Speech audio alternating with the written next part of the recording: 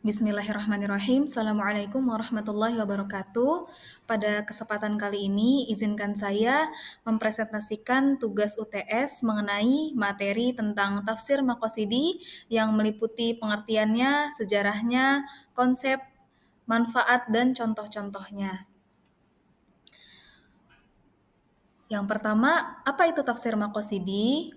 Nah, seperti yang ada di slide ya, maqasid itu berasal dari bahasa Arab, yaitu artinya adalah tujuan, arah, atau maksud. Nah, sedangkan secara istilah, tafsir maqasid itu merujuk pada tujuan-tujuan yang ingin dicapai oleh syariat Islam melalui penetapan hukum-hukumnya. Berarti tafsir maqasidi itu adalah tafsir yang berorientasi kepada tujuan-tujuan atau maqasid syariah, tujuan yang ingin dicapai oleh syariat Islam. Menurut ulama, yaitu Jasir Auda, tafsir maqasid adalah upaya memahami Al-Quran melalui perspektif tujuan-tujuan syariat agar teks suci atau Al-Quran itu dapat diterapkan secara relevan dalam konteks kehidupan modern. Nah, jadi tafsir maqasid itu nggak berhenti sama makna tekstual aja atau makna terjemahannya, tetapi juga berusaha mengetahui makna terdalamnya dan tujuan-tujuan syariatnya. Nah, konsep utama maqasid syariah itu pendekatannya itu memiliki dasar yang kuat dalam Al-Quran dan Sunnah. Ada banyak ayat yang menegaskan bahwa Allah itu tuh menurunkan syariat untuk membawa kemaslahatan dan menghindarkan kerusakan bagi manusia yang biasa disebut juga sebagai maqasid syariah. Contohnya ada di Quran Surah Al-Anbiya, yaitu Allah berfirman dalam Quran Surah Al-Anbiya yang bunyinya وَمَا أَرْسَلْنَاكَ إِلَّا رَحْمَةً لِلْعَالَمِينَ, yaitu artinya dan tidaklah kami mengutus engkau Muhammad melainkan sebagai rahmat bagi seluruh alam. Nah, ayat ini tuh menunjukkan bahwa seluruh syariat Islam termasuk hukum-hukumnya di dalam Al-Quran itu punya tujuan yang universal, yaitu menghadirkan rahmat dan kemaslahatan.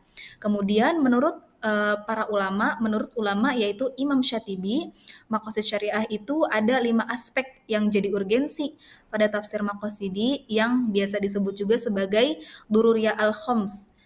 Nah, Dururiyah al-Khoms ini adalah tujuan syariat untuk terwujudnya kemaslahatan agama di dunia dan di akhirat. Nah, apabila 5 ini nggak ada, akan menimbulkan kerusakan, bahkan hilangnya hidup dari kehidupan. Nah, yang pertama ini adalah memelihara agama, yaitu kebutuhan utama yang wajib dipenuhi dan ditegakkan. Kemudian ada memelihara jiwa, yaitu yang bertujuan untuk menjaga dan melestarikan nyawa serta ras manusia. Kemudian menjaga akal, yaitu karena akal adalah nikmat pembeda yang harus dijaga dari hal-hal yang dapat merusak atau melemahkannya. Kemudian memelihara keturunan, yaitu menganjurkan pernikahan dan mengharamkan dan menghukum zina. Kemudian memelihara harta karena harta adalah sarana kita untuk bertahan hidup. Ini adalah urutan-urutannya konsep utama maqasid syariah yang disetujui dan dirumuskan oleh Imam Asy-Syatibi. Kemudian kita akan bahas sejarah dan perkembangan maqasid syariah, tafsir maqasidi. Nah, tafsir maqasidi itu penafsiran yang berorientasi pada tujuan syariat, dan tafsir ini tuh sudah memiliki akar yang sangat tua, jadi sebenarnya sudah ada sejak lama, tapi istilahnya baru dirumuskan kemudian. Nah, jadi perkembangan ini terbagi menjadi 5 fase, yaitu yang pertama pada masa ta'asis, yaitu atau fondasi praktis. Nah, jadi fase ini tafsir maqasid itu sudah ada sejak masa Nabi Muhammad, sahabat hingga tabi'in. Nah, tapi pada periode ini tafsir itu belum dibukukan secara sistematis, tapi nilai-nilai maqasid itu sudah hadir secara praktis karena Rasulullah itu nggak hanya menjelaskan lafaz Quran, tapi juga menanamkan makna moral dan tujuan syariatnya. Nah, contohnya adalah pada tindakan Umar yang menangguhkan hukuman potong tangan bagi pencuri saat musim paceklik. Karena beliau itu tuh mengutamakan menjaga jiwa atau hifz an-nafs dan menghindari kezaliman. Kemudian selanjutnya pada masa tadwin yaitu kodifikasi konsep. Nah, pada fase ini tuh ilmu-ilmu Islam mulai disusun secara sistematis dan konsep makosid syariah itu mulai dirumuskan secara teori. Nah, tokoh-tokohnya seperti Imam Al-Juwaini menekankan bahwa hukum syariat ini pasti pasti memiliki tujuan. Nah, kemudian Imam Al-Ghazali itu memperjelas konsepnya itu dengan merumuskan 5 tujuan pokok atau dururiyah al-khams yang tadi, yaitu menjaga agama, hifz ad-din, hifz an-nafs, hifz al-aql, hifz an-nasl, dan hifz al-mal. Nah, 5 konsep ini tuh jadi pilar utama analisis tafsir maqasid. Dan puncaknya adalah ketika Imam Syatibi itu menuliskannya dan merumuskannya dalam karyanya yaitu Al-Muwafaqat. Kemudian yang ketiga adalah tokoh dan karya tafsir penting. Nah, jadi eh, beberapa mufasir besar pada masa tadwin dan setelahnya itu menunjukkan perhatian yang besar terhadap tujuan syariat. Nah, contoh para ulamanya yaitu Imam At-Tabari dalam kitabnya yaitu Jami' al-Bayan yang beliau sering menyimpulkan bahwa tujuan itu yang tampak dari ayat. Dan para ulama yang lain seperti Al-Maturidi dalam kitabnya itu menekankan tujuan keadilan dan rahmat. Kemudian pada masa pertengahan. Nah, pada masa ini kitab-kitab tafsir itu mulai mengintegrasikan pembahasan hukum fikih dengan kemaslahatan. Al-Qurtubi menafsirkan ayat dengan menyoroti bahwa syariat itu bertujuan untuk membawa kemudahan dan manfaat, bukan untuk membebani. Nah, kemudian fase yang terakhir pada masa kebangkitan era modern dan kontemporer, yaitu pada abad ke-19 dan 20, tafsir maqasid itu mengalami perkembangan kebangkitan sebagai respon tantangan modern. Nah, tokoh-tokoh reformis kayak Muhammad Abduh melalui karyanya Tafsir Al-Manar itu mulai mengajak umat kembali kepada syariat untuk menjawab problem sosial dan menolak penafsiran yang kaku dan menghidupkan keadilan. Jadi perkembangan itu dimulai dari tafsir Maqasidi itu pada masa sekarang yang sering kita ketahui itu sudah ada cabang ilmunya.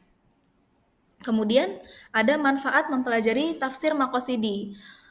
Manfaat yang kita dapatkan untuk setelah kita mempelajari tafsir Maqasidi itu yang pertama adalah kita dapat memahami makna Al-Quran secara menyeluruh dan kontekstual. Jadi kita tuh nggak hanya fokus kepada makna tekstual saja, tetapi juga menggali nilai-nilai tujuan dan hikmah yang terkandung di dalam ayat tersebut.